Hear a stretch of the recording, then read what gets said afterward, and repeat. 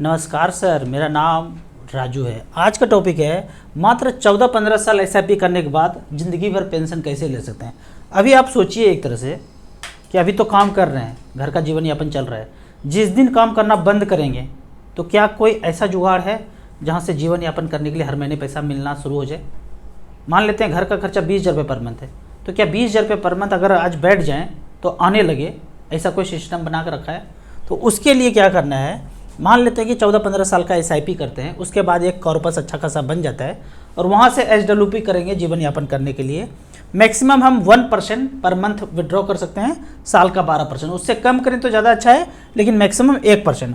उदाहरण के तौर पे मैंने 3-3 हज़ार का एसआईपी किया 11 मई 2010 से, ठीक है। ये पैसा कटता गया। आज जो लगभग टोटल पैसा जमा हुआ है, कुछ कुछ बीच में लमसम भी डालता गया। फंड का नाम है निपॉन इंडिया ग्रोथ फंड। कुछ कुछ बीच में लमसम भी डाला और थोड़ा थोड़ा एसआईपी। इस तरह से करके आज लगभग 14 साल के बाद मेरे पैसे का वैल्यू जो है टोटल यहाँ पे टोटल हमने जमा किया है 8,47,000 और यहाँ पे वैल्यू दिखा रहे हैं 43,46,000। इतना बड़ा जब कॉर्पस बन गया, यहाँ से हम एसडब्ल्यूपी कर सकते हैं। अभी तक का रिटर्न कितना दिखा रहे हैं, ये 22.04% का रिटर्न। जब ये कॉर्पस यहाँ पे बन गया, यहाँ से हम एसडब्ल्यूपी कर सकते हैं।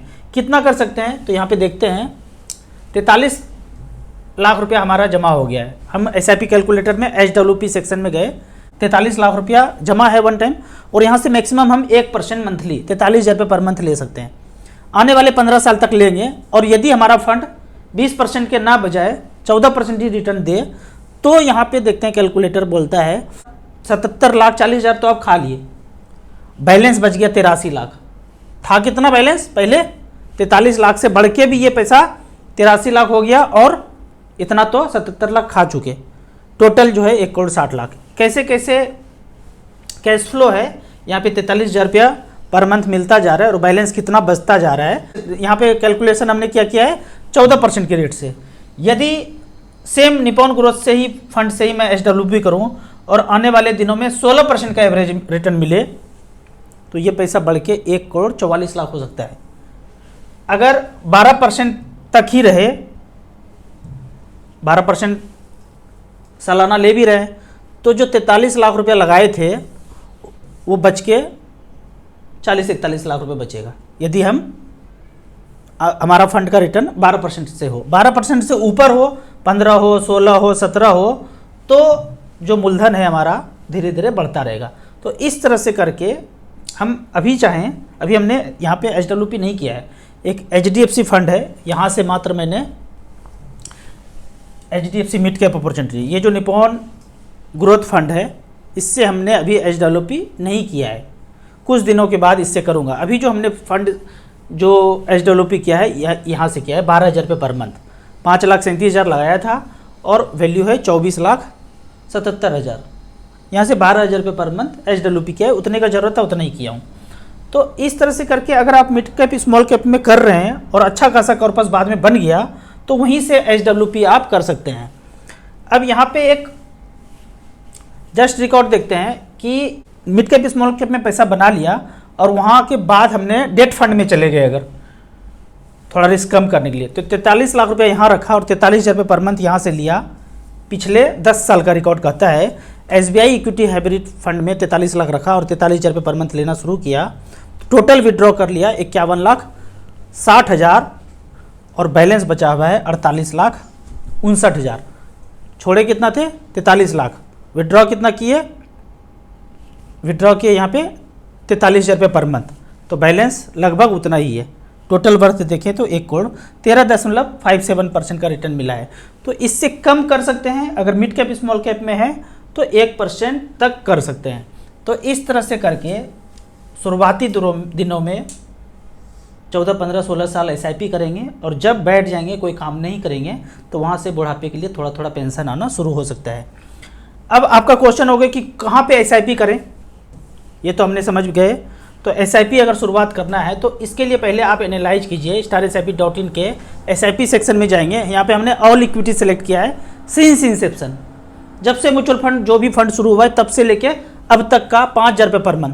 तो सबसे ज़्यादा जो रिटर्न दिया है उस फंड का नाम है निपॉन इंडिया ग्रोथ फंड। 1995 से लेके अब तक 5,500 का SIP किया, 17,20,000 जमा हुआ है, वैल्यू बना है 11,86,00,000, 23% का रिटर्न सालाना दिया है। फ्रैंकलिन इंडिया प्राइमा दूसरे नंबर पे है, यहाँ पे भी 18,40 जमा हुआ है। कब से कब तक? 93 से लेकर अब तक पैसा बना है 10,92,00,000। HDFC फ्लेक्सी कैप, HDFC का सबसे पुराना फंड, 1995 से लेकर अब तक 5,500 रुपये पर मंथ जमा हुआ, 17,75,000, वैल्यू दिखा रहा है 9,91,00,000।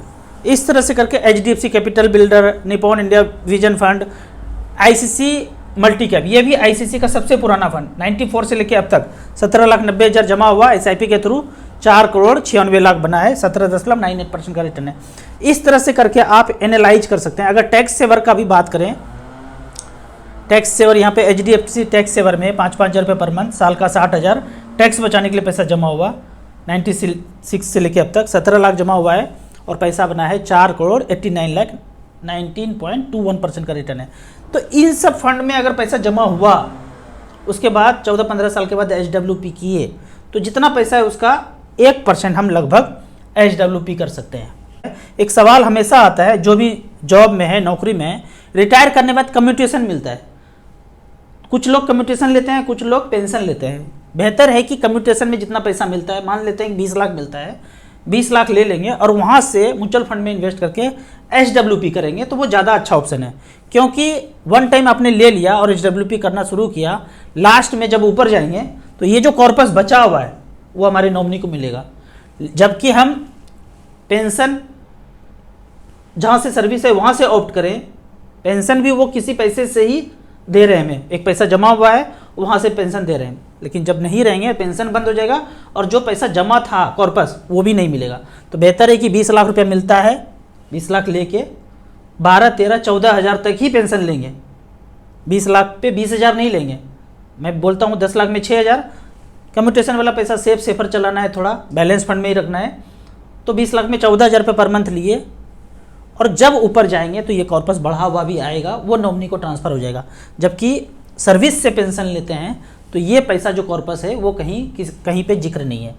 तो इस तरह से करके 5,500 रुपया SIP करते हैं 15 साल तक, वहाँ से आप HWP करना शुरू कर सकते हैं। अगर HWP के कैश फ्लो का बात करें तो यहाँ पे इसको आप अगर डेस्कटॉप वर्जन में जाते हैं और यहाँ पे SBI फंड देखते हैं, SBI इक्विटी हाइब्रिड, इसके एरो को यहाँ पे टच करते हैं तो इसका कैश फ्लो आ जाएगा कि हमने जो पैसा लगाया और वहाँ से पर मंथ जो लेना शुरू किया उसके हर महीने का कैश फ्लो क्या है, तो उस एरो को टच करके यहाँ आ जाएगा। 43 लाख रुपए जमा किए थे और 43,000 रुपये पर मंथ लेना शुरू किया। टोटल पेंशन विड्रॉ 51,60,000 कर चुके, बैलेंस बच गया 48 लाख। तो यहाँ पे ये कैश फ्लो दिया हुआ है। 2014 में जब पैसा इन्वेस्ट हुआ 75 रुपया NAV का रेट था, टोटल 43 लाख रुपया जमा किया, इतना यूनिट हमें मिल गया। अगले महीने से माइनस में 43,000 रुपये पर मंथ लेना शुरू किए तो उतना यूनिट कम होता चला गया, बैलेंस जो है लास्ट में ये बचता चला गया।